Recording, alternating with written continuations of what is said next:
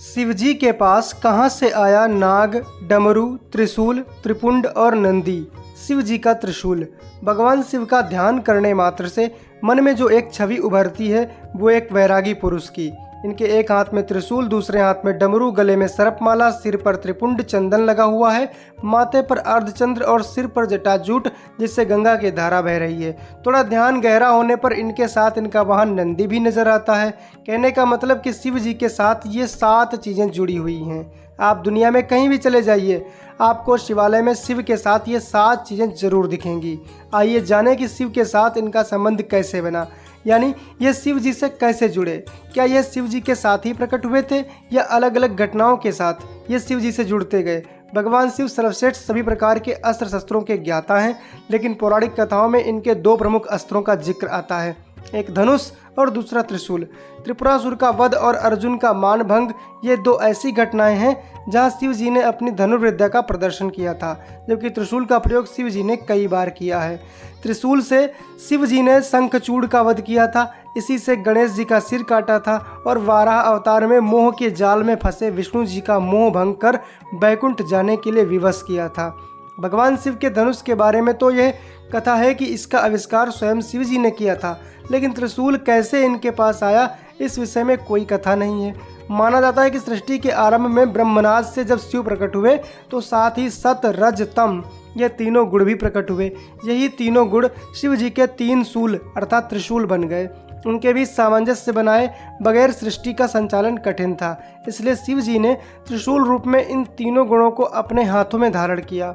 Number 2, Shiv जी का डमरू। भगवान शिव जी को संहारकर्ता के रूप में वेदों और पुराणों में बताया गया है, जबकि शिव का नटराज रूप ठीक इसके विपरीत है। ये प्रसन्न होते हैं और नृत्य करते हैं। इस समय शिव जी के हाथों में एक वाद्य यंत्र होता है जिसे डमरू कहते हैं। इसका आकार रेत घड़ी जैसा है जो दिन रात और समय के संतुलन का प्रतीक है। शिव जी भी इसी तरह के हैं। इनका एक स्वरूप वैरागी का है तो दूसरा भोगी का है, जो नृत्य करता है, परिवार के साथ जीता है। इसलिए शिव जी के लिए डमरू ही सबसे उचित वाद्य है। ये भी माना जाता है कि जिस तरह शिव आदि देव हैं उसी प्रकार डमरू भी आदि वाद्य यंत्र है। जाने कैसे आया शिव के हाथों में डमरू। भगवान शिव के हाथों में डमरू आने की कहानी बड़ी ही रोचक है।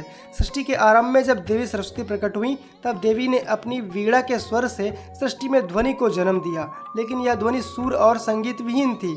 उस समय भगवान शिव ने नृत्य करते हुए 14 बार डमरू बजाए और इस ध्वनि से व्याकरण और संगीत के ताल और ध्वनि का जन्म हुआ। कहते हैं कि डमरू ब्रह्म का स्वरूप है जो दूर से विस्तृत नजर आता है, लेकिन जैसे जैसे ब्रह्म के करीब पहुंचते हैं वो संकुचित हो दूसरे सिरे से मिल जाता है और फिर विशालता की ओर बढ़ता है।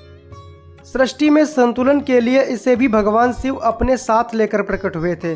शिव के गले में विषधर नाग कहाँ से आया। भगवान शिव के साथ हमेशा नाग होता है। इस नाग का नाम है वासुकी। इस नाग के बारे में पुराणों में बताया गया है कि ये नागों के राजा हैं और नागलोक पर इनका शासन है। सागर मंथन के समय इन्होंने रस्सी का काम किया था जिससे सागर को मथा गया है। कहते हैं वासुकी नाग शिव के परम भक्त थे।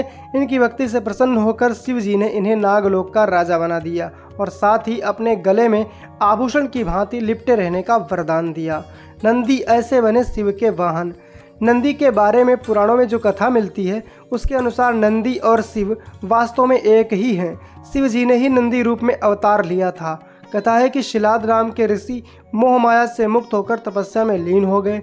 इससे इनके पूर्वज और पितरों को चिंता हुई कि इनका वंश समाप्त हो जाएगा। पितरों की सलाह पर शिलाद ने शिव जी की तपस्या करके एक अमर पुत्र को प्राप्त किया जो नंदी के नाम से जाना गया। शिव का अंश होने के कारण नंदी शिव के करीब रहना चाहता था। शिव जी की तपस्या से नंदी शिव के गणों में प्रमुख हुए और वृषभ रूप में शिव का वाहन बनने का सौभाग्य प्राप्त किया। शिव के सिर पर चंद्र कैसे पहुँचे। शिव पुराण के अनुसार चंद्रमा का विवाह दक्ष प्रजापति की 27 कन्याओं से हुआ था। यह कन्याएं 27 नक्षत्र हैं। इनमें चंद्रमा रोहिणी से विशेष स्नेह करते थे।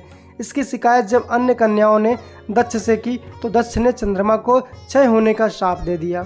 इस शाप से बचने के लिए चंद्रमा ने भगवान शिव की तपस्या की।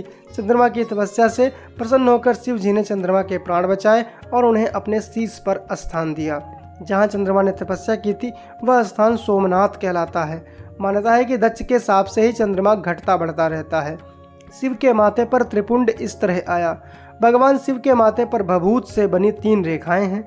माना जाता है कि यह 3 लोकों के प्रतीक हैं। इसे रज, तम और सतगुणों का प्रतीक भी माना जाता है। लेकिन शिव के माथे पर भभूत की ये 3 रेखाएं कैसे आईं, इसकी बड़ी रोचक कथा है।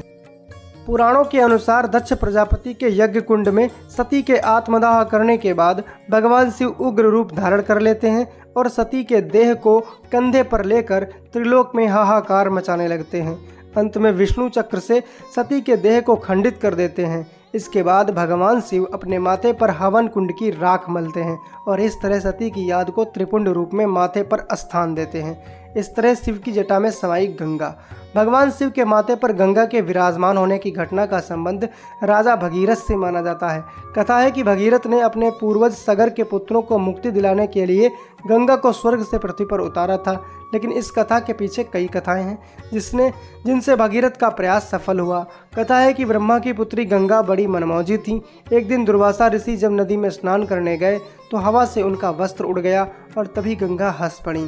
क्रोधी दुर्वासा ने गंगा को शाप दे दिया कि तुम धरती पर जाओगी और पापी तुम में अपना पाप धोएंगे। इस घटना के बाद भगीरथ का तप शुरू हुआ और भगवान शिव ने भगीरथ को वरदान देते हुए गंगा को स्वर्ग से धरती पर आने के लिए कहा। लेकिन गंगा के वेग से पृथ्वी की रक्षा के लिए शिव जी ने उन्हें अपनी जटाओं में बांधना पड़ा। कथा यह भी है कि गंगा शिव के करीब रहना चाहती थी, इसीलिए धरती पर उतरने से पहले प्रचंड रूप धारण कर लिया।